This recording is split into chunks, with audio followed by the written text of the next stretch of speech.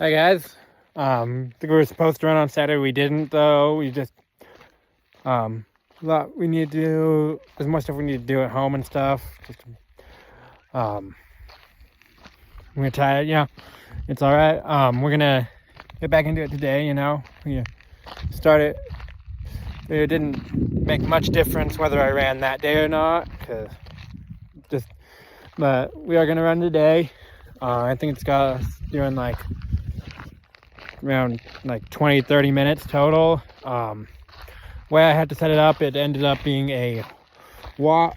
It ended up having me do walk run things. I'm probably going to run most of them though, but even where it says to walk, just because I don't actually need to walk so often in it. But when I set it up, it wouldn't let me do the run with a time goal, so I had to do the just run for the goal for my training plan for it. But I know I can run a whole 5K easily. So I know these runs I'll probably be able to pretty easily last, but we'll see what I do. I'll probably will run through.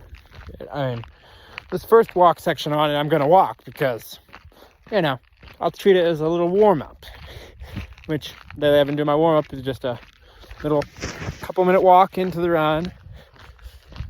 So we'll see what we do. Yeah, all right. We're just about to start the actual running portion of this. I'm probably gonna run through through the other walking portions just because I can and to take it nice and easy. And so, probably like a talking pace. I might even record a good amount of it just so I can talk. But I have my headphones on. I got the Shocks Open Run. And they're really nice. I like I can actually hear my surroundings while I'm using them, and they actually really pick up the sound really well for like recording stuff too. Like right now, I found that they actually do pick it up really well. Pretty high quality. So then I do like to listen to stuff while I'm running. Sometimes it's music, but usually it's actually not.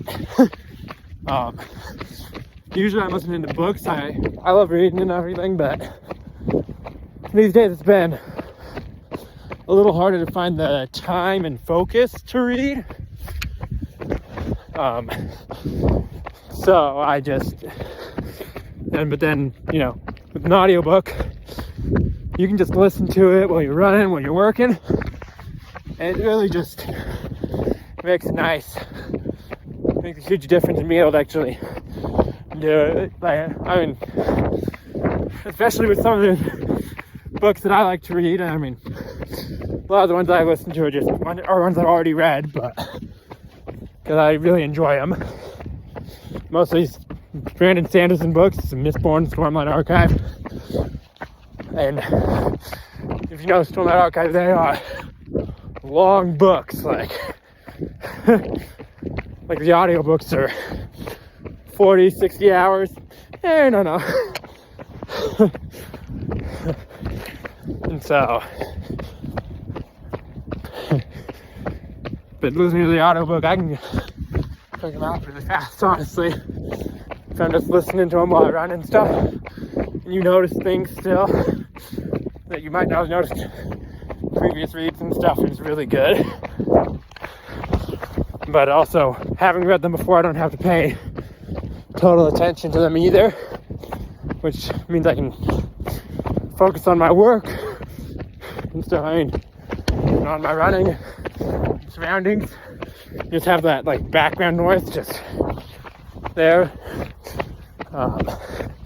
But yeah, it's going really nice so far. Yeah, I'm just gonna kind of keep it nice and easy today, hopefully. It's actually really nice out. I'm thinking maybe I shouldn't have worn the jacket. I'm glad I went with the gloves though. Just, extremities get cold a lot easier. So, yeah. Think about it. Yeah, we're having a great time out here though. Hey guys, just got done. So we ran for about 21 minutes after the 3 minute or so walking we did for a warm up, and then we had a 2 minute cool down and walking at the end, but we ran for like 21 minutes. I'm not, see here, we got probably around 2 to 2.5 miles in of actual running, somewhere in that range. I'm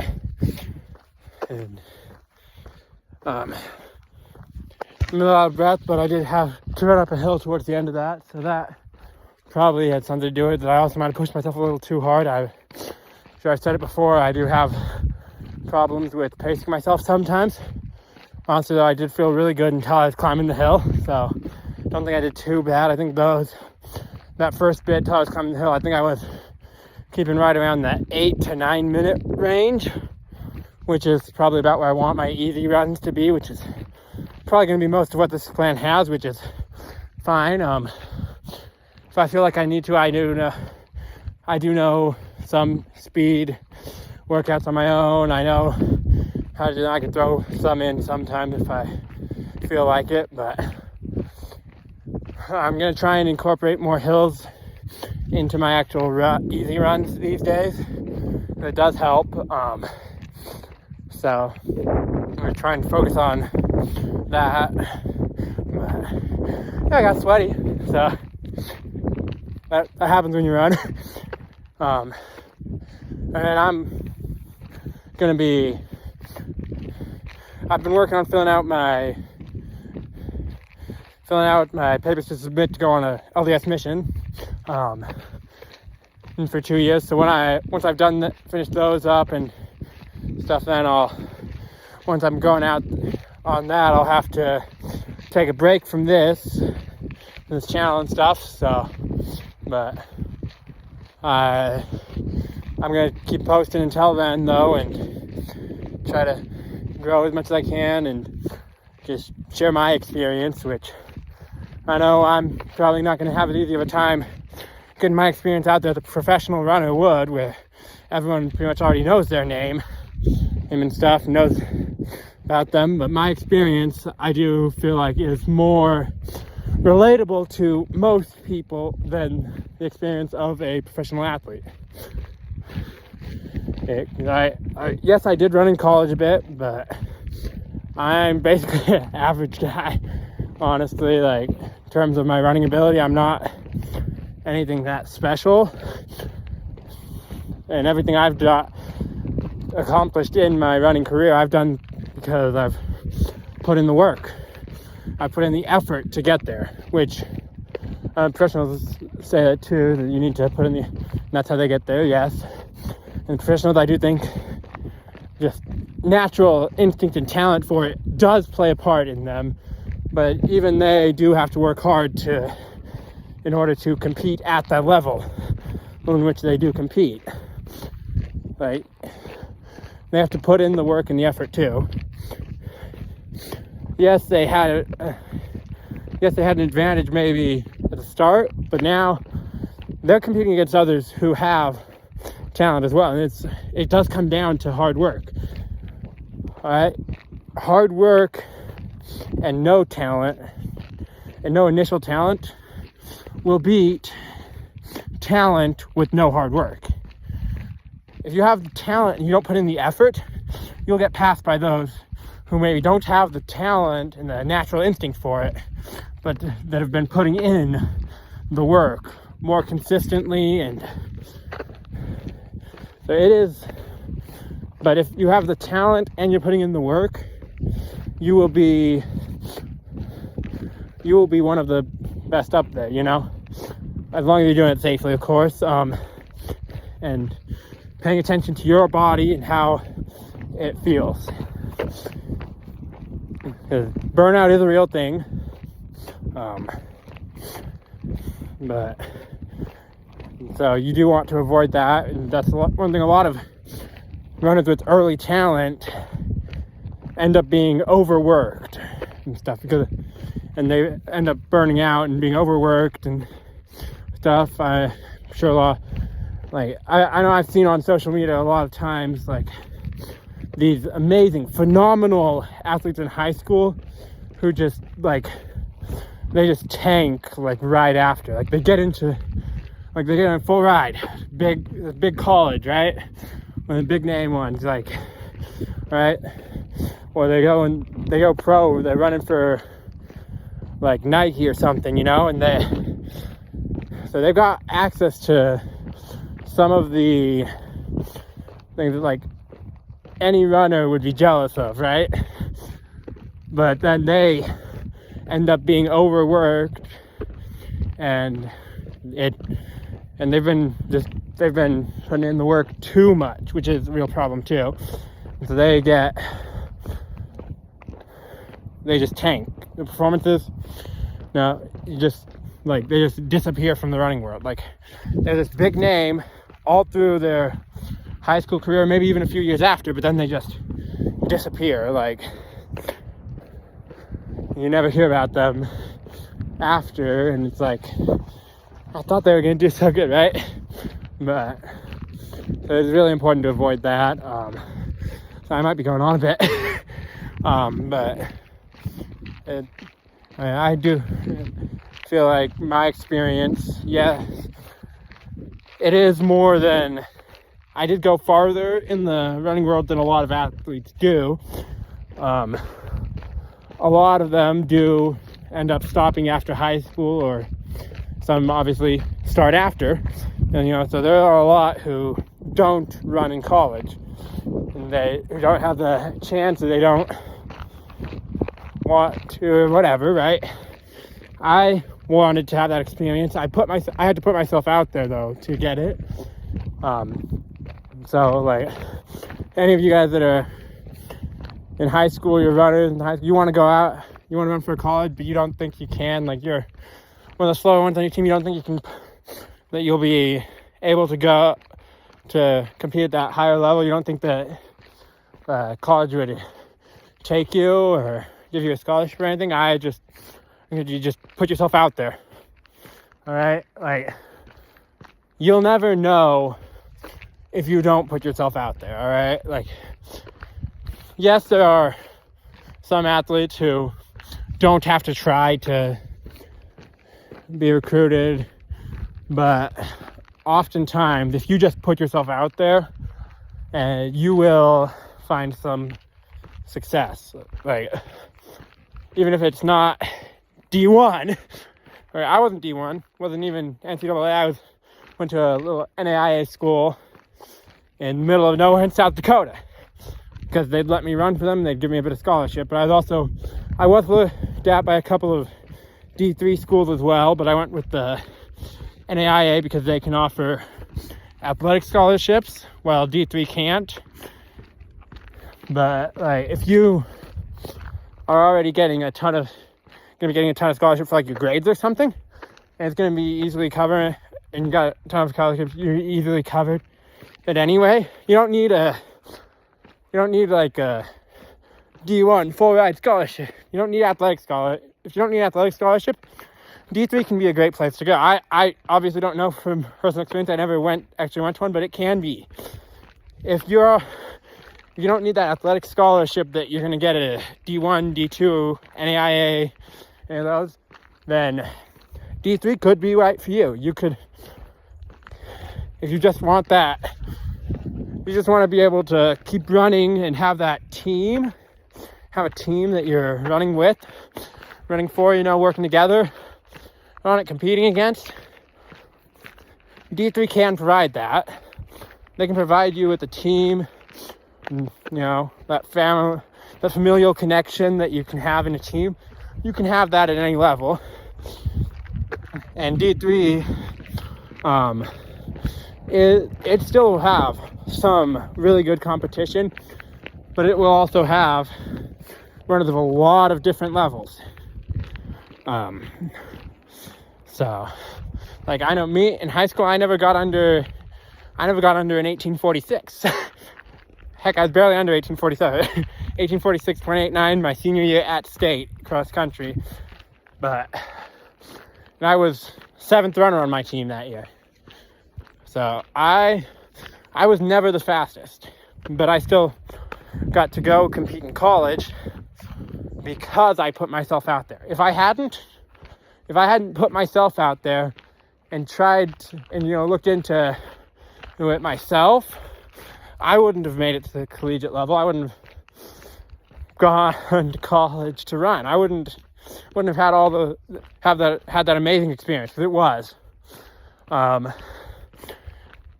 It was hard being away so far from family and stuff, but it was totally worth it to get that experience and see what it was like at that level. And I did enjoy it. It's just a little expensive, even with the athletic scholarship and stuff, just a little expensive for me to keep doing it. And I do want to be closer to home, especially these days, with losing my mom back in December. So I am, and yes, I know when I do serve my LES mission, I could be sent pretty much anywhere in the world and be there for 2 years, but I trust that I will go where I'm needed then, and I trust that I will be able to be comfortable and comforted while I'm out there serving the Lord and just spreading the gospel. All right, so, and I know that I'm sure my family will be able to survive fine by then, because I do still have a few things to finish up for my papers that I've just been really lazy about. And I do feel like that was, I know our prof, everything, they all always saying, every worthy and able young man should serve a mission. Yes, I do agree with that. I'm sure I'll enjoy it. Probably also miss home while I'm out there. But I do think that part of why I was dragging my feet on this couple of things was according to God's plan for me. He knows everything, right? He knows he knew how I would feel when she passed, and I'm sure it was his hand in my life that held me back a bit on finishing those up so that I would be here when she passed and not have to be out who knows where in the world. And I was able to be here and have the experiences I did through her passing. I will be able to use in my service as a missionary in the future. I mean, I know that it did strengthen my testimony of the gospel, and I know the day she passed, I was in the same room as her when she did. I'm not exactly sure when it happened. It was after my dad had gone down, taken most of the siblings down because they were in a school choir and band concert they had. And so I stayed at home so he could go to that. And I was there in the same room I was there, sitting with her, listening if she needed anything. She wasn't talking much by this point. We knew she was gonna probably not make it much longer. We were really hoping she would, though. As you do, you don't want to lose anyone. It's always sad, especially when they're so close as like your mom or your spouse. You don't want to lose them ever. It is really an emotional time. And I know at one point, I went to check on her, see if she needed anything, and she didn't respond. I tried to convince myself she was still sleeping. I prayed and prayed, she'd be okay, and that I felt prompted to pray that me, my sibling, my dad, my family would be able to feel comfort regardless of the outcome. And I know. And then my dad got home and he confirmed that she was gone from this life. She passed to the other side. And I knew right then, I knew that I knew why I'd been prompted to pray for that specifically, rather than just that she'd be okay and, you know, she'd get strong and stuff. I knew why I felt prompted to pray that we'd feel comfort regardless of what happened. And so it was a really, I know a lot of people, if they lose someone so close, a lot of people, it can actually cause them to, especially, she was only in her mid-40s, like, not, like, so she was still pretty young, and it could be, a lot of people, they lose someone close to them at that young, it can be hard on the testimony. It can be that, you know, you'd be like, why, God's really a loving, merciful God. Why this? But when I knew why I felt prompted to pray for that, I knew that God had prompted me to pray for that. Because He knew that we would need it. And I know, obviously, this is going to be a long one. I spent a lot of time talking about that today, but I miss her every day. Some days I don't feel it as much, you know, it's not as obvious even to me, but I do miss her still. And like she was always like, if I was having a hard time, if I needed to know something, she was who I'd go to. I trusted my mom with a lot of things. She helped me through some hard times that are, I'm not going to go into any detail on them on here really, but and she'd been fighting it was colon cancer. She'd been fighting it for almost 5 years, and she was an amazing person, and she was so supportive of me and my siblings and everything we did. But and I know she'll be missed, definitely. But I know she'd want me to. I mean, I've always said I'm gonna go on a mission, and she supported me that she wanted me to go.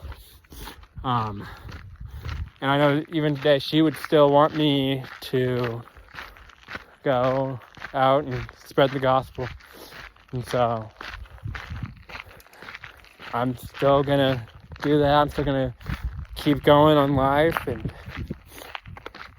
keep doing the things I love, like running. Yeah, it's hard to running. Yeah, I'm pretty sure pretty much every runner has a love-hate relationship with running. All right. Like I don't know that I can really think of a single distance runner who hasn't been like, man, if I could just get hit by a car while I'm running, not have to run for a bit, it would be great. But then we still go and run because we do enjoy it, even if we struggle with enjoying it sometimes. And yeah, this is going to be a really long one. I'm sorry, guys, but it is running is a love-hate relationship. Anyone like me, I love running. It's amazing. Like, you go to especially a distance runner. I don't know so much about sprint, what a sprinter would do, but especially with a distance runner, we're like, oh yeah, easy 10 miles, right? And then we're also like, ugh, I'm gonna die today. But then it's like a lot of distance runners and like cross country kids, distance runners and track, a lot of them are like, I'm quitting. especially when you do 400s at goal pace with barely any rest, right? One of the most brutal and effective workouts you can have out there. I do enjoy speed work a lot of the time too, but at the same time it does hurt like crazy sometimes, and runners just we're crazy people. Like I'm quitting. Next day, we showed up and we put in that work. We might complain about it. I never really complained out loud. I know I did in my head like, this sucks, but it's amazing and it's so worth it. Like, I know I personally hate doing hills. They are terrible. They suck, right? They burn, they hurt. I hate having to run up hills. But I still do it because I know, like, race day, oh man, you don't get to choose whether or not the course has hills. I mean, you can try and find a flat course. You can try and find a downhill course. But almost certainly there will end up being at least one uphill in most races. Just, unless it's on a track, obviously. But I also know that doing those hills, running up hills in my easy runs, and doing hill work where I'm actually trying to run fast up the hills and stuff, right? Doing all that improves my ability to run even on the flat courses and downhill courses. Right? It's like you become a stronger runner when you're running up hills. You can run up a hill at this pace, well then you can run flat easily at that pace, right? And running up hills, especially sprinting up hills, it actually forces you to use better form. I've heard and like studies show that like it does. You have to have better form running up hills. It forces it a little bit, and so it improves your form, which improves, obviously improves which better form, better running efficiency, and you're going to be able to. And so it's going to improve your overall running capacity, and also better form, like your form effect, like whether or not, how likely you are to get injured. If you have worse form, more likely to get injured. Better form, you're less likely to get injured. Yeah, you can have perfect form, which is a little different for everyone, of course, but there are a lot of the main fundamentals of form are going to stay roughly the same. Yes, they will vary, but they'll be roughly the same for anyone. All right, like running form is all about reducing the energy. It's all about increasing the efficiency of your running, where your energy is going. Like there are a lot of people who they start running with their arms going across their body, which maybe that feels natural to them. Yeah, it can. And it's kind of a little lazy, I think. Easy too. You just kind of but it's also wasting energy. You don't want your energy to be going across your body. You want it to be going forward. That's where you want your main focus of the energy is to be moving in a straight line. It's going to be less movement for your arms. You're going to waste less energy. But honestly, I do think like running form does not matter at the start. I know there are probably a lot of people who disagree with me, but I think at the start, yes, running form can be good to improve, but the most important thing at the start of when you're first starting out to running, the most important thing you can do is enjoy the process of running. Enjoy what you're doing rather than